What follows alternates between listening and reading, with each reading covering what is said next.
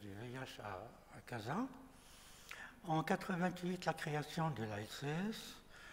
En 89, la circulaire sur le dépistage qui réglemente le dépistage VIH.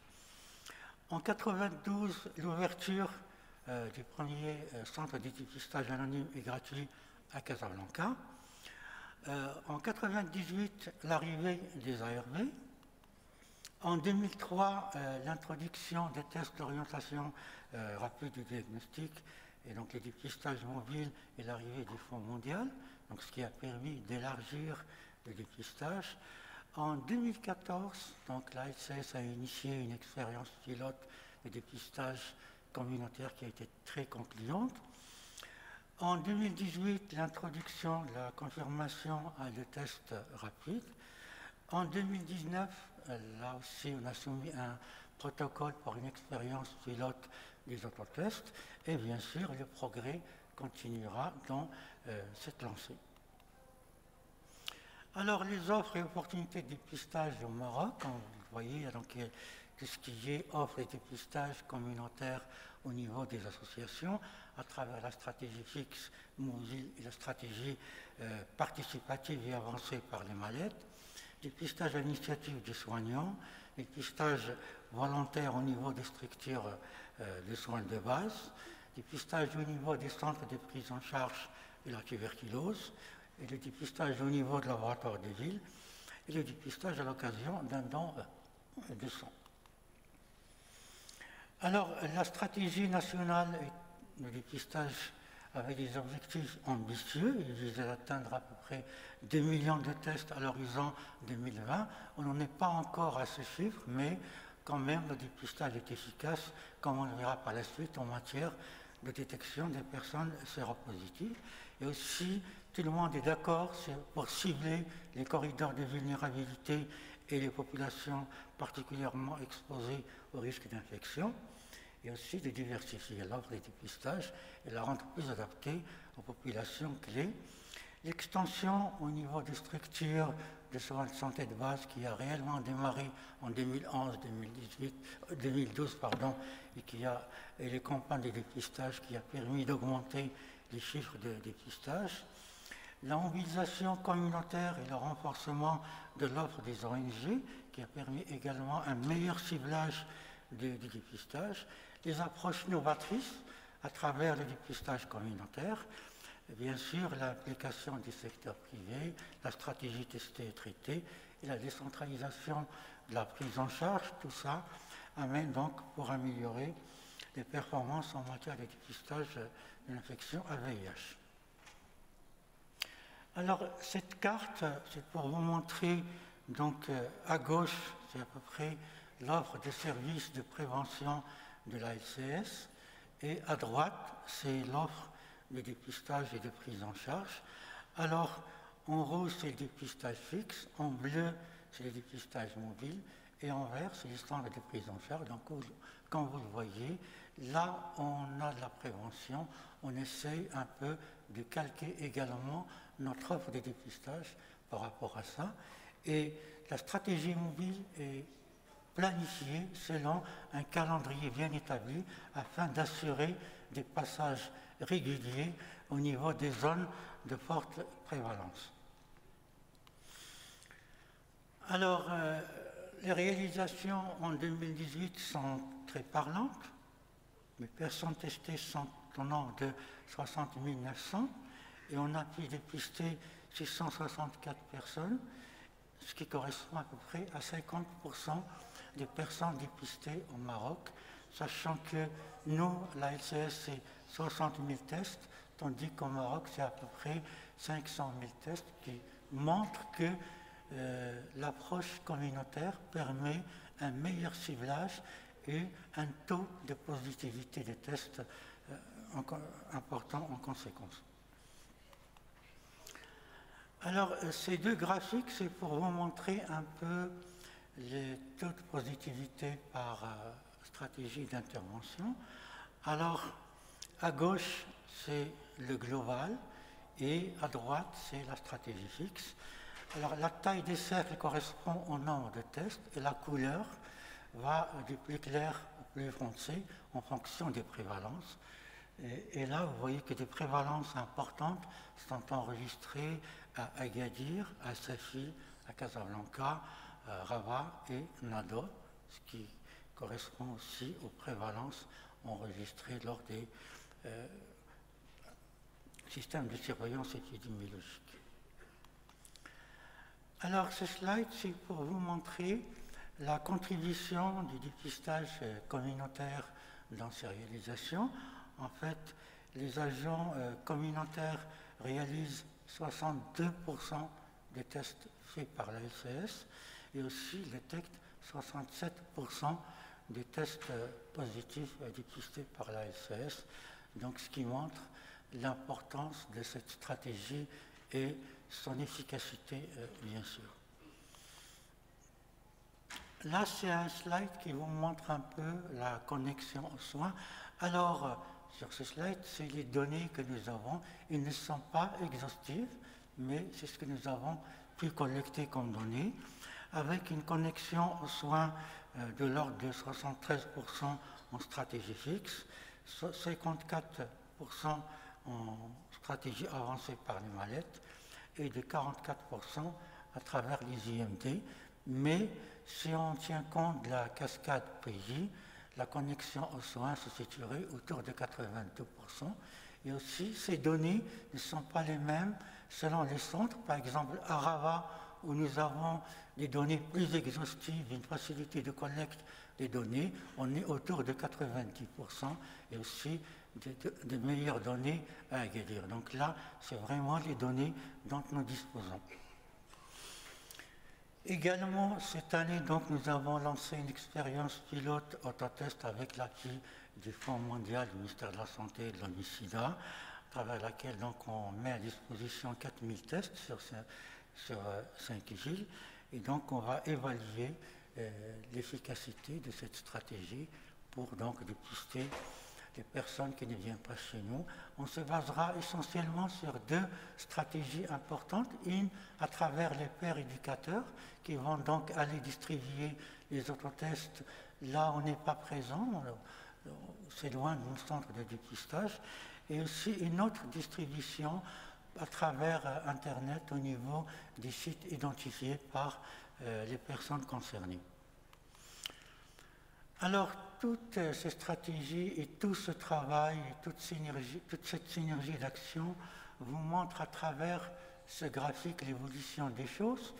On était à 22% des personnes qui connaissaient leur statut sérologique en 2010, et vous allez le remarquer, ça a augmenté à 25% en 2012 avec donc la participation des centres de santé, et puis ça a vite grimpé en 2014-2015. On a encore plus ciblé et aussi on a mis en place le dépistage communautaire, et là on est à 77% des personnes qui connaissent leur statut sérologique. Donc tout ça, c'est des efforts conjugués où, bien sûr, les organisations à base communautaire, les communautés sont les parties prenantes et qui commencent à prendre les choses en main pour vraiment aller là où ces populations sont présentes.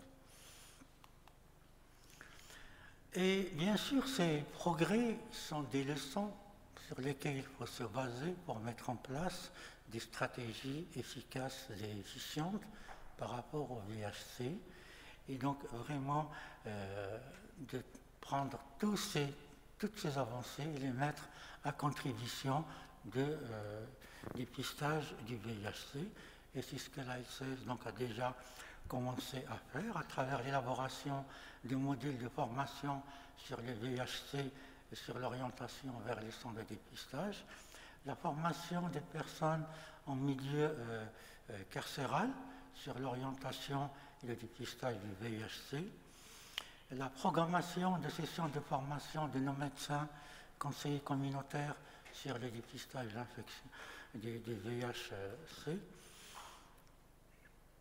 et bien sûr l'intégration de ce dépistage et l'appui à la prise en charge au niveau de nos structures, notamment au niveau des cliniques de santé sexuelle, qui sont vraiment des services très efficaces et très appréciés et adaptés aux populations clés, et particulièrement concernées par ces infections.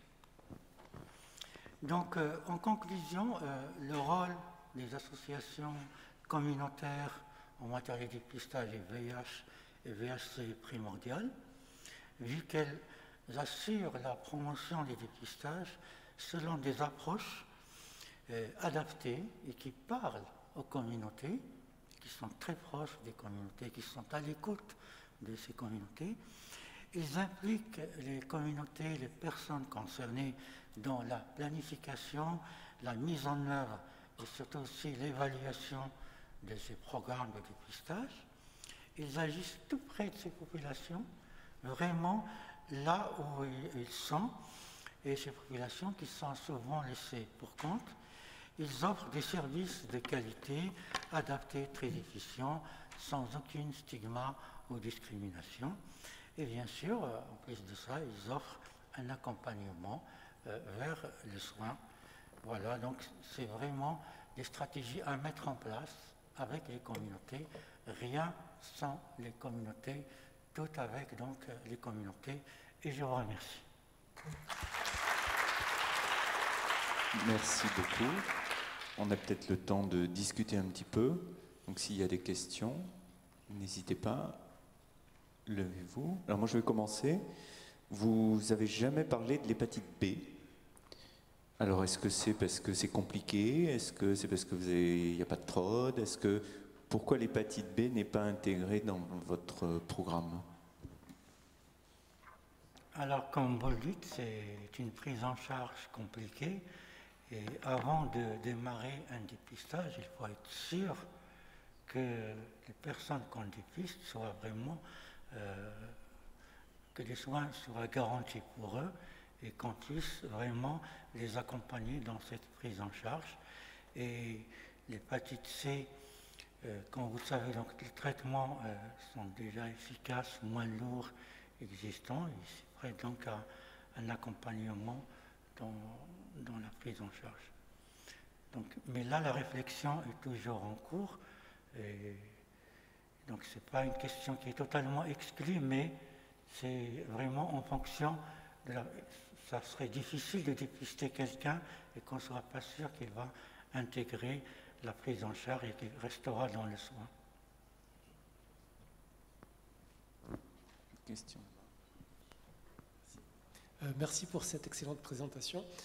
Compte tenu de l'incidence de la syphilis au Maroc, serait-il pertinent d'inclure peut-être le dépistage de la syphilis dans le cadre des IST avec des multitests, peut-être VIH, VHC, syphilis ou quelque chose comme ça? Alors, oui, professeur Schroll, en fait, oui, la syphilis, on a des tests rapides qui sont mis à disposition au niveau des cliniques de santé sexuelle. Donc le dépistage syphilis, oui, en effet, il est offert.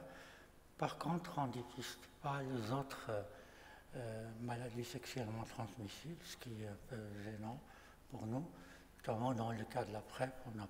On reste toujours sur l'approche syndromique, mais oui, la syphilis, effectivement, on a donc des tests rapides. Et la prévalence, ça rejoint un peu les données des études nationales, c'est autour de 20% pour les TS et les HSH. Une dernière question devant. D'abord, merci la Hussein de cette intervention très pédagogique et didactique. Et on voit bien là, à travers ton intervention, tout le travail méthodique, continu, de façon stable, en prenant en compte toutes les difficultés, les obstacles à chaque instant. Je voulais juste, pour ma question, savoir un peu plus comment a été mis en place la clinique sexuelle, les cliniques sexuelles et reproductives au Maroc. Merci beaucoup. Merci, professeur Deltine.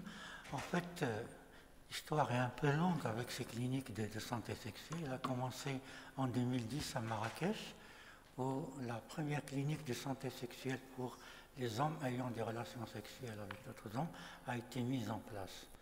Et depuis, donc, on a constaté qu'il était bien apprécié, qu'il donnait de bons résultats et qu'on avait surtout une cohorte qu'on suivait individuellement et ça a donné de très très bons résultats.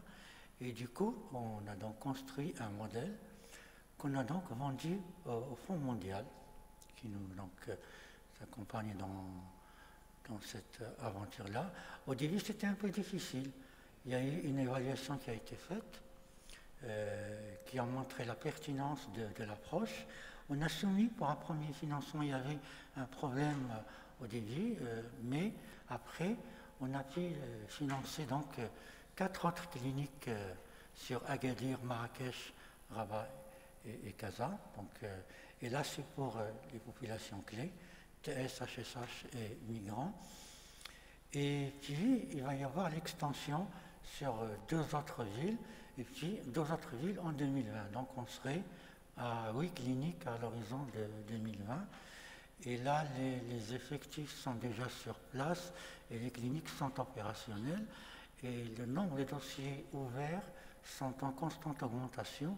Et vraiment, c'est un travail qui nous donne satisfaction dans la mesure où on suit une cohorte et on suit une personne avec ses particularités, un conseil personnalisé et un suivi surtout personnalisé. Et ça donne de très bons résultats. Et les services aussi vont en s'élargissant.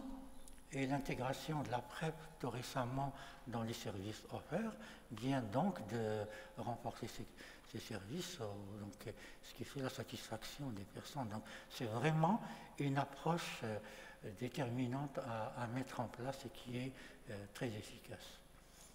Merci beaucoup. Merci pour tout ce que vous faites. Et nous allons passer donc à l'orateur suivant.